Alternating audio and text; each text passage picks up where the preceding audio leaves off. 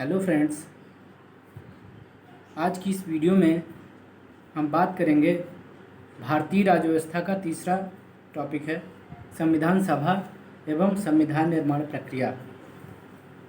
तो अगर आप हमारे चैनल पर नए आए हैं तो चैनल को सब्सक्राइब ज़रूर करिए, बेल आइकन को साथ में ज़रूर प्रेस करिए और वीडियो अच्छी लगे तो लाइक कर देना और वीडियो को ज़्यादा से ज़्यादा शेयर करें। तो बात करने वाले हैं हम संविधान सभा एवं संविधान निर्माण प्रक्रिया के बारे में। तो वीडियो को एंड तक ज़रूर देखिएगा, बहुत ही इम्पोर्टेंट वीडियो है ये। तो वीडियो को एंड तक ज़रूर देखिएगा।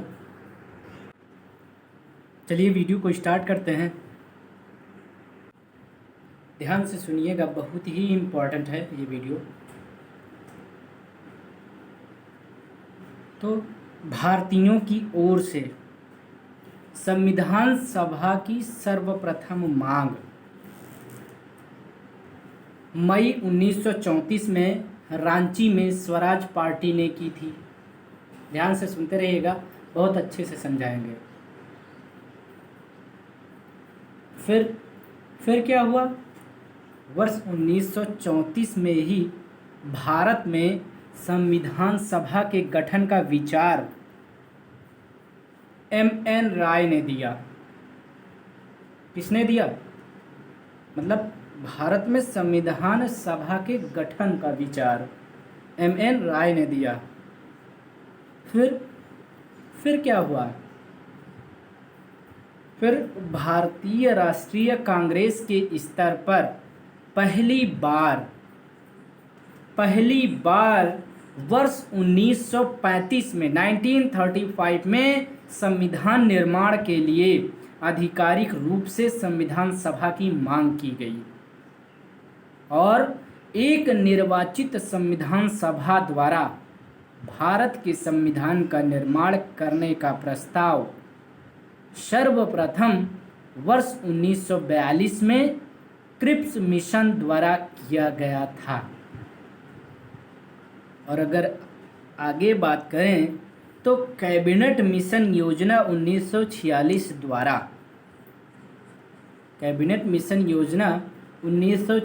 द्वारा भारतीय संविधान सभा का प्रतिनिधिक निर्वाचन के आधार पर गठन किया गया था और कैबिनेट मिशन की रिपोर्ट के अनुसार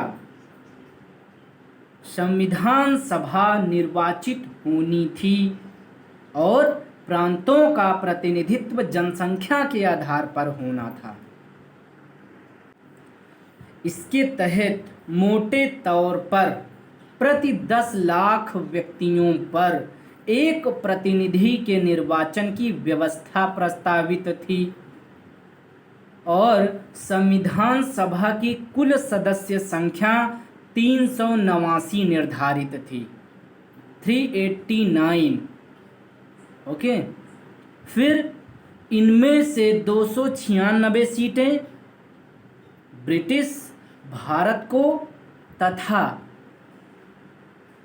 समझ रहे हैं ना, 296 सीटें जो संविधान सभा की कुल सदस्य संख्या 389 निर्धारित थी। तो जो कुल सदस्य संख्या 389 है निर्धारित की गई थी, इनमें से 296 सीटें ब्रिटिश ने भारत को तथा 93 सीटें 93 सीटें देसी रियासतों को आवंटित की जानी थी।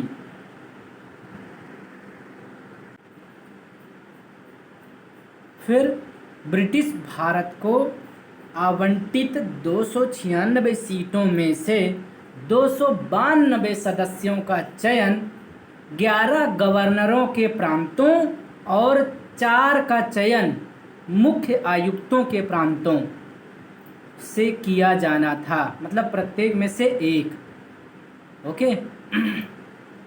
फिर देशी रियासतों के प्रतिनिधियों का चयन रियासतों के प्रमुखों द्वारा किया जाना था और संविधान सभा के लिए चुनाव जुलाई-अगस्त 1946 में संपन्न हुआ। आगे बात करें तो 296 सीटों में से कांग्रेस को 208 सीटें मुस्लिम लीग को 73 सीटें तथा छोटे समूह व स्वतंत्र सदस्यों को 15 सीटें मिली।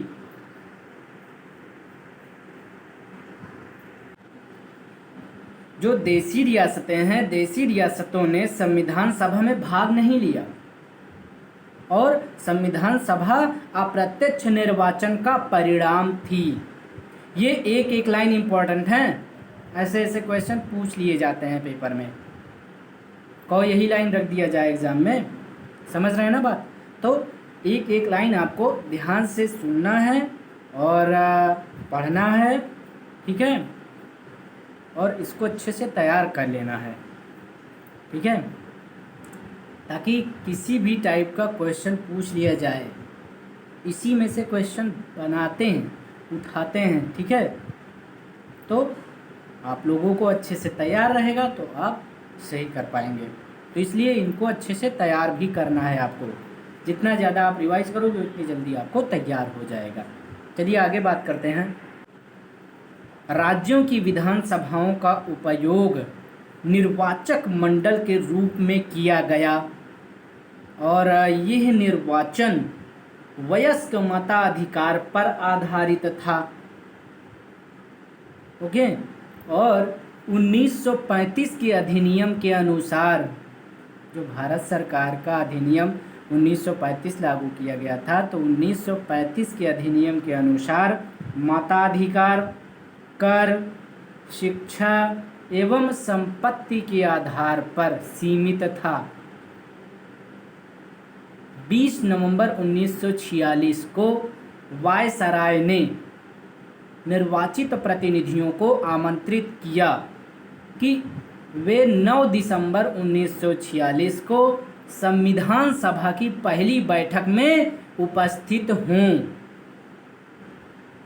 और 9 दिसंबर 1946 को सभा की पहली बैठक में कुल 207 सदस्यों ने हिस्सा लिया था। फिर 9 दिसंबर 1946 को ही संविधान सभा की प्रथम बैठक की अध्यक्षता अस्थायी अध्यक्ष डॉक्टर सच्चिदानंद सिन्हा ने की थी। ओके। तो 9 दिसंबर 1946 को ही संविधान सभा की प्रथम बैठक भी हुई थी और प्रथम बैठक की अध्यक्षता कौन कर रहा था? अस्थायी अध्यक्ष डॉक्टर सच्चिदानंद सिन्हा जी कर रहे थे। आगे बात करें तो 11 दिसंबर 1946 को संविधान सभा में डॉक्टर राजेंद्र प्रसाद को निर्विरोध संविधान सभा के स्थायी अध्यक्ष के रूप में निर्वाचित किया। भारतीय संविधान के निर्माण में संविधान सभा को 2 वर्ष, ध्यान से सुनिएगा, 2 वर्ष 11 माह एवं 18 दिन का समय लगा था। इसके लिए कुल 11 अधिवेशन, कुल आबादी 165 दिन हुए थे और 11वें अधिवेशन के अंतिम दिनांक 26 नवंबर 1949 को संविधान को अंगीकृत किया गया था।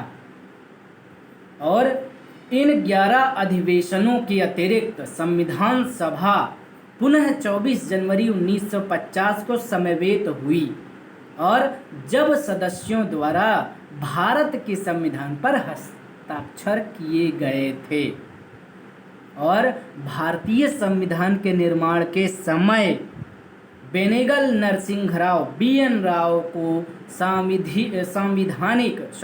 सांविधानिक सलाहकार नियुक्त किया गया था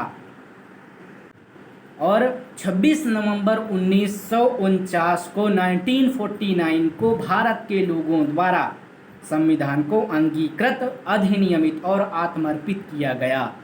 और याद रखिएगा, संविधान पूर्ण रूप से 26 जनवरी 1950 को लागू हुआ। संविधान सभा में कुल महिलाओं की संख्या 15 थी, 15। उनके नाम इस प्रकार हैं, ध्यान से सुनिएगा। पहला नाम है विजय लक्ष्मी पंडित, फिर राजकुमारी अमृत कौर, फिर सरोजिनी नायडू, सुचेता कृपलानी, पूर्णिमा बनर्जी, लीला रॉय, जी दुर्गाबाई, हंसा मेहता, कमला चौधरी, रेणुका राय, मालती चौधरी, दक्षयानी वेलायादुन, बेगम एजाज रसूल, एनी मस्करीनी, अम्मू स्वामीनाथन। तो आगे बात करें तो ग्रेनविले ऑस्टिन ने कहा था कि संविधान सभा कांग्रेस थी और कांग्रेस भारत। किसने कहा? ग्रेनविले ऑस्टिन ने, याद कर लीजिए। 2 सितंबर 1946 को अंतरिम सरकार का गठन किया गया। इसमें मुस्लिम लीग के सदस्य शामिल नहीं हुए, हालांकि उनके शामिल होने के लिए विकल्प खुला रखा गया था। अंततः 26 अक्टूबर 1946 को जब सरकार का पुनर्गठन किया गया, तब मुस्लिम लीग के 5 प्रतिनिधियों को कैबिनेट में शामिल किया गया। तो अगर आपको वीडियो अच्छी लगी हो तो आप एक लाइक कर देना, और अभी तक चैनल को हमारे सब्सक्राइब नहीं किया है तो सब्सक्राइब ज़रूर करिएगा, और वीडियो को ज़्यादा से ज़्यादा शेयर करें दोस्तों। अब हम नेक्स्ट वीडियो में मिलेंगे, इतना आप तैयार रखिएगा। तब तक के लिए धन्यवाद।